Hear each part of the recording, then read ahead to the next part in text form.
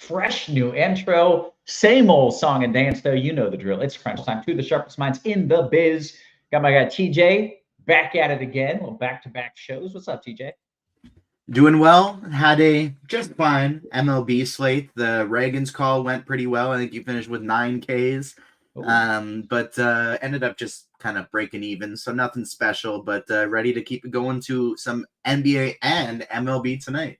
Yes, and speaking of the NBA side of things, we do have Taylor in the house. He is a world-renowned expert in NBA DFS. What up, man? That's very kind of you. I did not know that, but I always appreciate the kind words. The whole world is aware. Yeah, what's up, man? How are you? Lovely. Good. First time on this week, so happy to be here with y'all, and looking forward to double dipping with some NBA and some deep night MLB. So that is the drill. That is the game plan. Is we've got 2 sports. Neither of them are like great slates. You know, NBA is a 2-gamer. Baseball is what, 3 or 4? 3, and it doesn't start till 10 Eastern. Yeah, so we're kind of gonna just throw a smattering of both at you, I suppose, is the move here. Because otherwise we're gonna be done in like 5 minutes if we just do 2 NBA games. So we'll go ahead, we'll do both, and we'll answer some questions. Whatever sport you've got for us, we'll help you out. TJ, how's the best way to do this? We start with NBA and then we'll get to MLB, you think? Yeah, I think that sounds like a good plan. Okay, well then let's do exactly that. Stacks in the chat says, "What up? What up, Stacks? Thanks for joining us here. A little late show, little small slates, but we appreciate you guys hanging out with us. Make sure you hit that thumbs up on the bottom. It's a free show. We're not asking for much. Just a little clip, boop, boop, just like that. TJ, let's talk about the NBA slate a little bit, and then we'll kind of get both of your cash and GPP thoughts together. We'll just throw it all together. We're going to throw all formatting just out the window on this show. TJ, what's the NBA slate looking like? Anything that we need to know? Well, honestly, I'm thinking right now we should just start with baseball. Oh, are we waiting for news? We're still waiting on DeJounte Murray news, and that he's really in. We got he's in, available to play 18 minutes ago. It hasn't updated on Lineup HQ since I haven't hit refresh. So that would be the issue. I thought I was going to be doing the baseball one, and Taylor was going to be doing it, so I wasn't ready. If I'm being honest. You're right. As soon as I threw it to you, I was like, "Why didn't I have Taylor do this?" So I'm a dummy. This is dumb. Hey, Taylor, what's been happening in the NBA streets? It's not too late to pivot. Taylor, what's been up, man?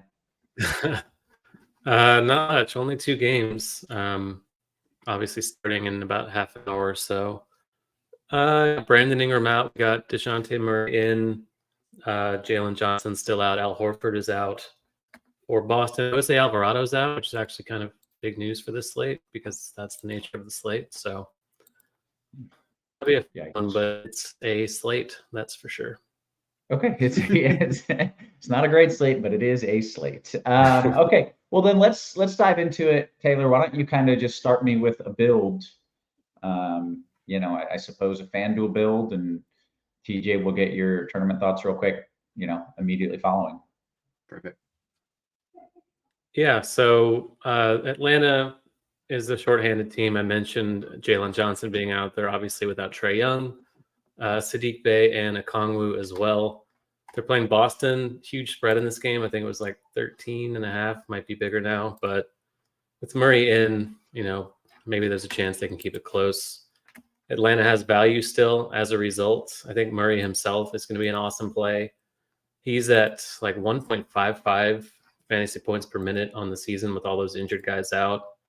I think he's a little easier to get to on DK, but still a good play on FanDuel. Probably not for cash if you're brave enough to play cash tonight on FanDuel.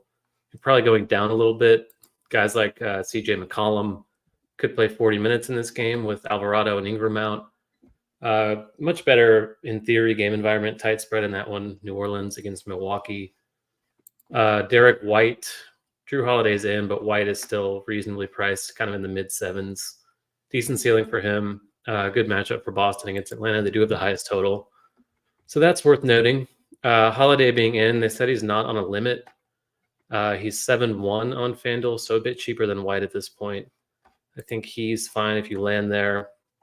Dame Lillard, still a little bit underpriced relative to his usual ceiling, but with Middleton back, in theory, his ceiling might be a little more elusive. Obviously, it's a pretty tight pool. You're generally paying up at this position, I think, tonight. Other positions have a little more value. Shooting guard Jordan Hawkins with Alvarado out. We are projecting him to pick up a few extra minutes against Milwaukee.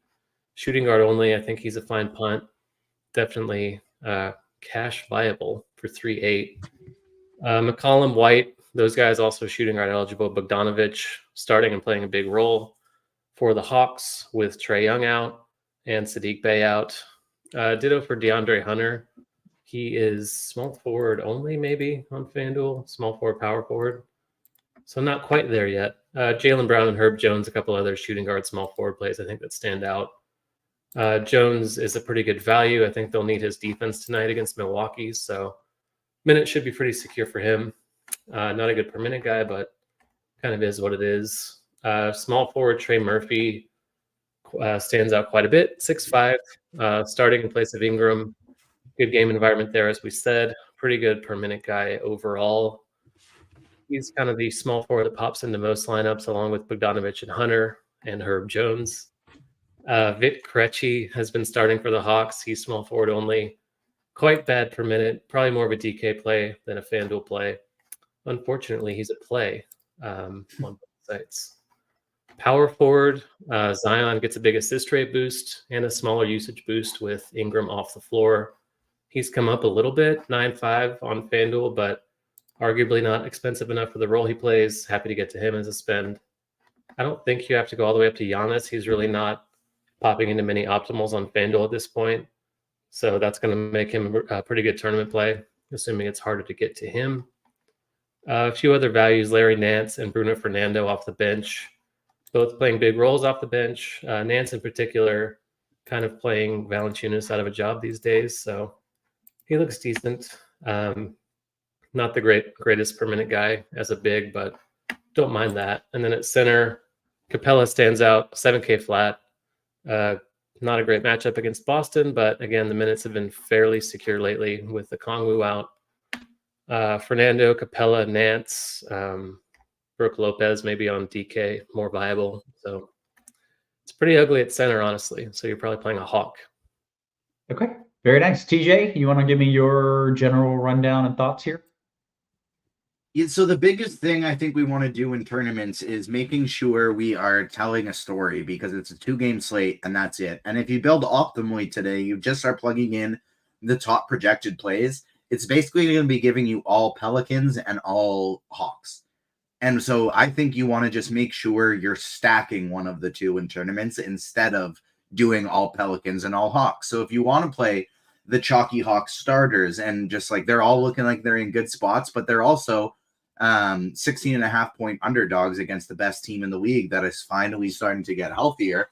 So I think if you're playing Atlanta, you're playing the DeAndre Hunters, the DeJounte Murrays, the Bogdanoviches, the Capellas. You want to be making sure you're playing Boston with them. Drew Holiday, Derek White, Jason Tatum, and Jaylen Brown. They're going to be priorities for me in lineups that I would want to play Atlanta versus, and then it'll be the same thing with the Pelicans. When I'm playing the chalky Pelicans, instead of running it back with Atlanta, I want to run it back with Milwaukee because they're going to be lower owned and they're facing that team. And so if they're going to hit their ceilings, it's going to require the game to be closer. Mm-hmm. I'm a lot more likely to stack up the second game because it's only a 1.5 point spread and it's no chalkier than the first one is.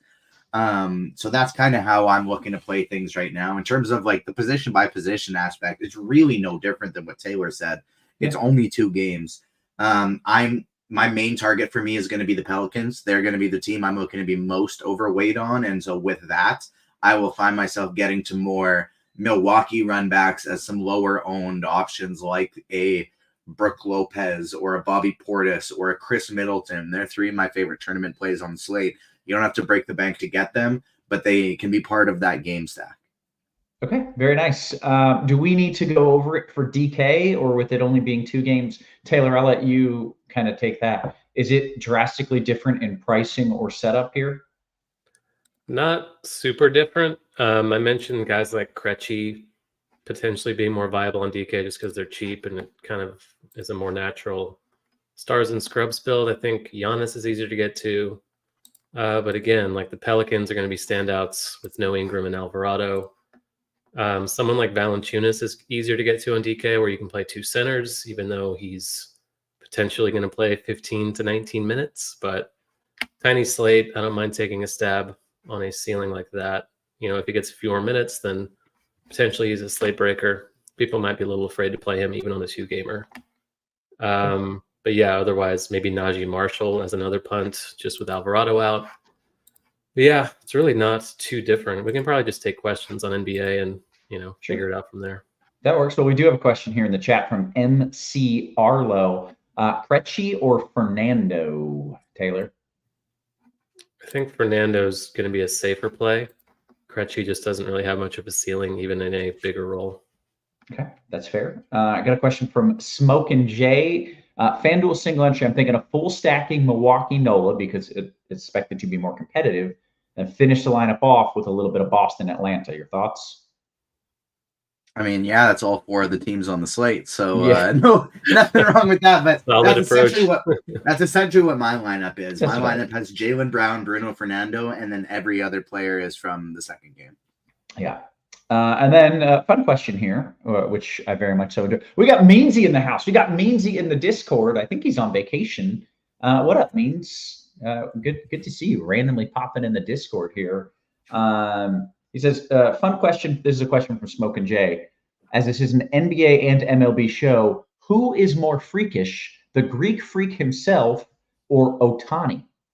TJ, I will let you answer that first. Who is more freakish, the Greek freak or Ohtani, who is a top 5, top 10 hitter and pitcher in baseball? I think it's got to be Ohtani, because if you just look at it physical stature, it's obviously Giannis.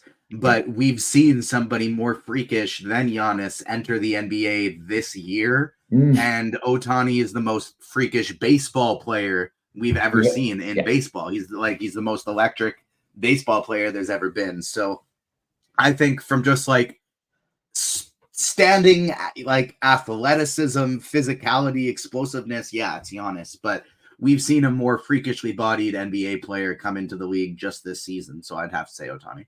I think it's hard to argue with that, but Taylor, if you'd like to, I will give you a chance. I will not argue with that. I think TJ makes very good points, especially with the Wemby add-on. Yeah, no, full agreement. Meansy, by the way, I think is hanging out with his homie Yando. So if he's watching, what's up to that dude? We've hung out a time or two. Let's see what else we got here. A few more questions coming in, but not a lot, and then we'll kick it to MLB. Mr. Greg says, is there any upside on Hawkins' 18 projected minutes, Taylor? Potentially, but probably not. Alvarado usually plays around that off the bench, so I could see Hawkins just kind of stepping into a similar role. I mean, if the game blows out, certainly, but from a median standpoint, he's probably going to be around 20. Okay. And then Roger Jones says, who's a better play, Cornette or Tillman with Horford out? I think it's Cornette by a lot. Even though Tillman's cheaper, we don't really need that salary all that much. And he doesn't do that much when he's out there since he joined the Celtics. Cornette, on the other hand, probably would still play in a blowout. We'll get 15 to 20 minutes anyways. And he's been able to put up like a much higher ceiling when he gets out there. Nice. Okay. Very good. Let's kick it over. Let's flap sports here, talk a little bit of baseball. And for that, TJ, I will let you give me the general rundown here, and then we'll get Taylor's thoughts after yours. All right. So small 3-game slate. We have one team that's kind of the standout for offense. Arizona is the main stack that I think will be the chalkiest, but also the strongest on this slate. They're facing up against the weakest pitcher, and they're also the strongest lineup against left-handed pitching of these teams. So I think we're definitely going to be targeting them the most. Cleveland and Seattle come in kind of 2A, 2B. I like Seattle probably is my next one, but really Oakland and Boston aren't all that far behind them anyway. So I kind of would get rated as Arizona tier 1, Seattle, Cleveland tier 2, Boston, Oakland tier 3, but there's not a huge difference between tier 2 and tier 3. I do think Arizona is the clear tier 1. From a pitching standpoint, again, 3-game slate, so we don't have a lot of options. I think you're pretty much narrowing yourself down to like maximum 4. I don't think there's, even if you're building 150 lineups, I don't think there's any need to mess around more than that.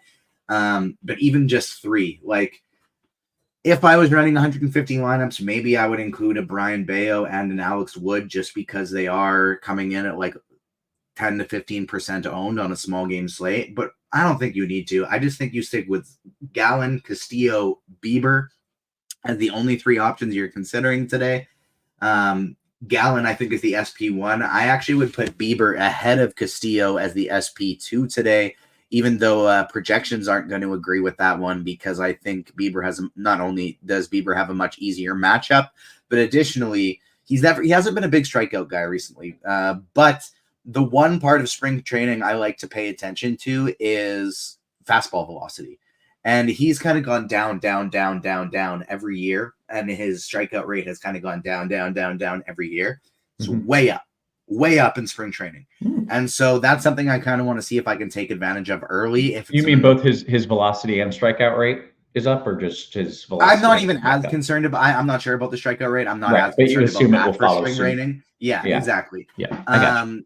And he's historically been way better when his fastball is going faster. So I'm gonna see if I can get on that a little bit early in a great matchup against Oakland. And he's actually my SP2 over Castillo today. Okay, nice. Taylor, anything you want to add pitcher wise here? Not really. Obviously, Gallon against Colorado is going to be quite chalky for a good reason. Rockies probably right there with Oakland as the weakest offense on the slate, but it is a more hitter-friendly park than Bieber has in Oakland. So, yeah, I mean, the ownership on pitching is going to be obviously condensed with those 3 primarily. But I think, you don't want to get too far off of that unless you are entering like 150, like TJ said. So there's merit to going cheap with someone in a huge set like that. Maybe Brian Bayo, just because he's cheaper at 7.5 on DK. But, Alex Wood feels like a bit of a reach. Kyle Freeland is a reach. And, I don't think you really need to dive that deep. Okay, good stuff. TJ, you want to talk about some of your favorite stacks here real quick? Or would you say that's already been... Yeah, I've covered it for the most part. It's Arizona is the number 1 stack, tier 2, Seattle and Cleveland, tier 3, Oakland and Boston. I would not consider Oakland and Boston in a single entry scenario. I'd be limiting it to, Colorado alongside with them. I wouldn't even consider Oakland, Colorado, or Boston in a single entry setting. It would just be between the other 3, Boston, Cleveland, Seattle for me. Gotcha. And Arizona, of course, as well. Arizona is number 1. And then Boston, Cleveland, and Boston. Sorry, I don't know why I keep saying Boston. I don't mean to say Boston. They're in a tier 3. I meant Arizona, Cleveland, Seattle. Okay. You want to run position by position? Quickly, yeah, let's do it. Taylor, do you want to join in on this, or you do want to let TJ run through it? It's your call completely. It's this tiny slate, so TJ can probably handle it. Okay, cool. Catcher Gabriel Moreno is the top option, and he's going to be chalky. He's the best, and Cal Raleigh is the best pivot. If you need to go cheap, you have a 2.1K full-out punt with David Fry, totally viable as well, getting a cheap catcher. It's just about whether you need a 2.1K catcher or not. So Moreno, the top option, Raleigh, the highest upside option for low ownership, and then David Fry is the punt. First base position, top overall option is Christian Walker. I think my favorite pivot for tournaments would be Tristan Cassis. And then if you need somebody really cheap, it's probably Ryan Noda going up against Shane Bieber. He's going to be my least favorite of the group. I like Bieber today. I want to either go up to Christian Walker. I'm fine with Josh Naylor, or go down or pivot to Tristan Cassis, because he's going to be the really low-owned one, and he can hit a dinger off of anybody. And I like him today batting cleanup. Second base, Ketel Marte, the top option with Jorge Polanco, number 2. Both of them are totally viable, totally fine. To get different in tournaments, you can basically play anybody else because nobody's going to be high. I think Jimenez in a lefty-lefty is perfectly fine, and it's going to be low-owned because it's a lefty-lefty. You can do Giloff, who hits righties better than lefties, and he's batting second. But the top options are clearly Marte or Polanco. If you can afford Marte, it's him. If you can't, it's Polanco.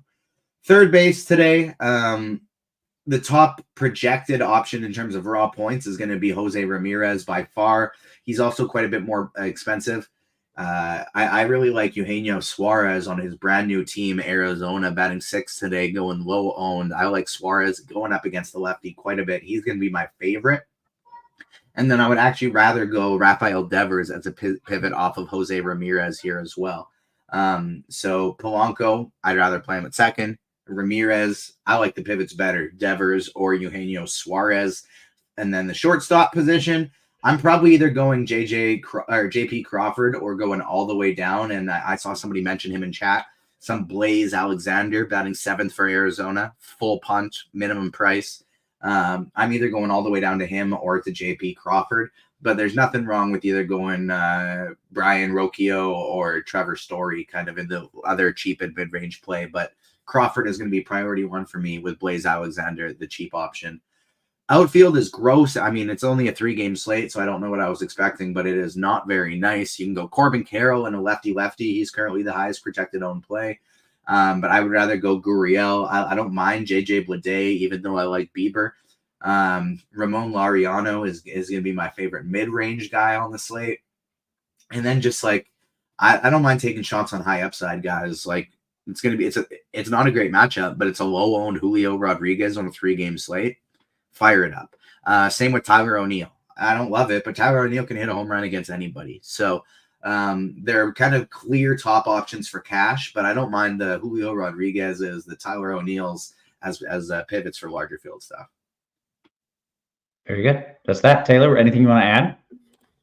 I think I'm generally higher on Boston overall than TJ, just because it is a tiny slate and stacking against one of those chalky aces is going to be, a viable route tonight, obviously in tournaments, and they are probably the best offense going up against an ace, I think, on this slate. So I don't mind Boston, even in single entry. I think it's viable if you're a little more risk tolerant. I don't mind that either. I think they're like, I don't know if I'd quite go there single entry, but I would put them significantly above Oakland and Colorado. Okay, nice. Well, we got a couple questions. We probably won't make it to lock, but we'll answer a few questions and we'll bounce on out of here. Reminder, it's open for anything you'd like to ask at all. Let's see. Eric Johnson says, how about some Tatum today? I love him. Taylor, you into some Tatum? Yeah, I can certainly get behind that. I think he's going to be not unowned, but compared to Zion and potentially Giannis, he could be fairly contrarian. So yeah, fire that up. Okay, nice. The next question is oh no, there are no more other questions. Hey, we should note, by the way, if you're thinking this show is free, why would they do a free show and all they ask for is a thumbs up? It's because we've got some great stuff going on and we want you to know about it. Never been a better time to sign up for RotoGrinders Premium. NBA, PGA, NCAA basketball, NHL, MMA, MLB. Get yourself a 6-month combo subscription exclusive price of $469.99, which is a savings of $250 as opposed to buying 6 individual months of combo premium. You can also give it a test run if you're like, ooh, I don't know, 469 bucks seems like a lot. You can give it a test run. Our 3-day pass is $19.99. Test the waters before you dive in. And if you're looking for free, if your favorite price is free $99, well, then you got to check out SimLabs for MLB rather. It is currently in beta. Producer Steve literally just did it for the first time today, and he's dominating a tournament. You just like click a button or two. You can set it to your preferences. It's an incredible tool, and you can have smart correlated lineups, which is super important, especially in baseball. So highly recommend you check it out while it is free, because it is not going to be free for very long. I can tell you that. All right, a couple of questions came in while we stalled there and gave out the goodies. How about some Cornette in NBA? His name was at least brought up. Taylor? Mm-hmm. Yeah, cheap flyer at center. Center not great tonight, so I don't mind that. He's priced up. Joval and Brook Lopez in the same range, going to be a little more popular. So fine with that as a pivot, just because it's a 2-gamer. Okay. And one thing I'll say with it is just like, again, make sure your lineup tells the story. Probably don't play Cornette with a bunch of Hawks starters. because Cornette hits his ceiling by the Hawks starters getting blown out and not playing their full allotment of minutes. So I like great tournament play, but make sure it makes sense with your lineup. Yep, tell a story. It's well said. Flying Armbar says, can I stack the cheap Boston guys? So we're talking baseball here. TJ, can I stack? No, it's not. No NBA. Yep, threw me a little curveball there. Can we stack the cheap Boston guys? Who's your favorite stud on FanDuel, your favorite center on FanDuel, your favorite two cheapies on FanDuel? He worked in like 3 questions in that. So build the FanDuel lineup and stack the cheap.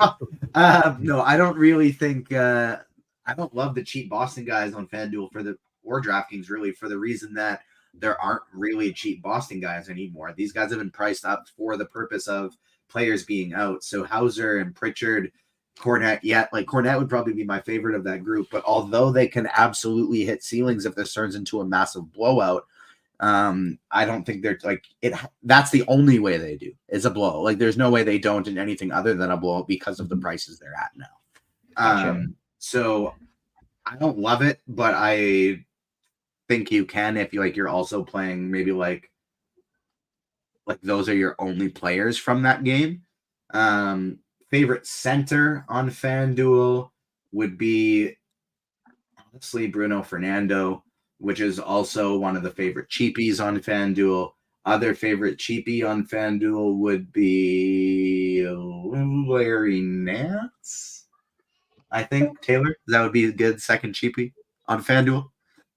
Yeah, just because the minutes have been up a little bit of late and there's nothing else. Okay. Yeah. Well, speaking of minute issues here, we'll go to Yappy's question on DK. Taylor, any idea why Joe Val only played 11 minutes last game? No foul trouble. They always bench him to start the second half, and in the last game he never came back. So sorry, did you call him sucky? Did you call my guy sucky? He's sucks now, is what I said. He never used to be. Look, his best years were with the Raptors. I love my guy JV. Yeah, but it's just not there anymore. He's always been slow, and now he's just too slow. Yeah. All right. FanDuel single entry. Taylor, Joe Val, Nance, or Brolo at center? I think Brolo. New Orleans allows a lot of threes, second most attempts per game, and that's kind of what Lopez does. So I'm leaning that way. Is it okay to fade Milwaukee, Taylor, in a DK GPP? Yeah, I don't think anyone's a must. I mean, it's a 2-game slate. I think you can get away with that. There's enough elsewhere too where that's Taylor, viable. is P-Bev viable on FanDuel? Let me see what he is over here. He's 4-4, yeah. Just because there's not really a lot of cheap stuff, and maybe he plays his way into a few extra minutes. We have him at 16. Maybe he gets to 20 if you're lucky. Okay.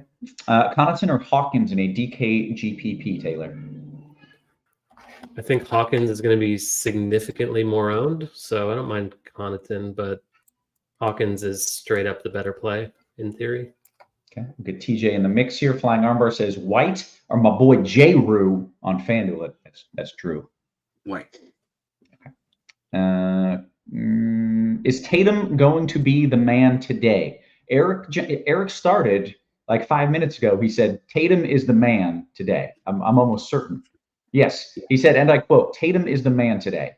And then 5 minutes later, he says, question, is Tatum going to be the man today? He's losing conviction. He also asked 2 Tatum questions earlier. Like that's every time we brought up Tatum, it's been him asking it. So no different thoughts on Tatum than the ones that we had before. Same with Cornette. Also a couple Cornette questions from him. Still just Cornette. Yeah, he wants the reassurance. He wants to know, is he the man? Is Portis sneaky on FanDuel? Taylor, is Portis sneaky on FanDuel? We have him at, let's see, 1% ownership at 7.3. So yeah, he's going to be quite contrarian, I think. Nice. Okay. Let's see. Tatum and White. TJ, I'll give this to you. Tatum and White or Zion Brown? I'd go Zion Brown.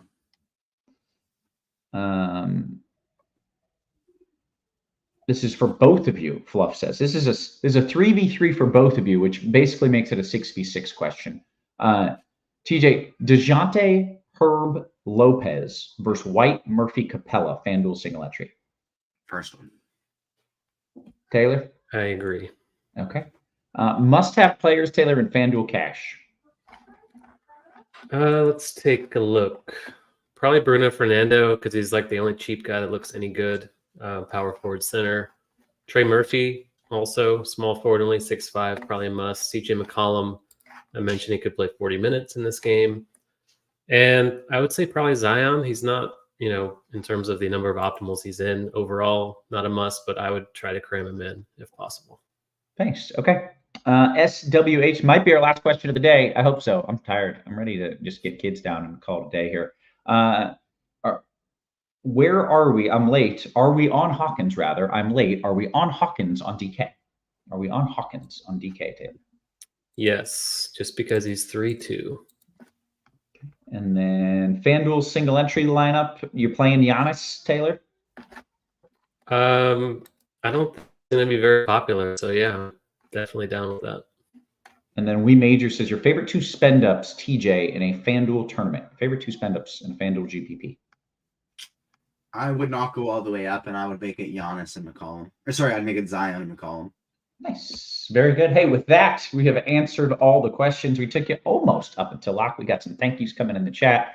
I think we're going to call it here. Do keep in mind, going forward, until NBA gets to the playoffs, we're going to be juggling a little bit of baseball, a little bit of basketball, a little bit of basketball, a little bit of baseball. Many times we will have multiple crunch times a day. So get locked in, get ready. We're going to have early crunch times for baseball. And then again, as the usual lock occurs. We're going to bounce on out of here. So for the new dad, TJ, and for Taylor, and for our wonderful production crew, always working hard behind the scenes, guys, we appreciate you. We love you. And we will catch you tomorrow. You have been crunched.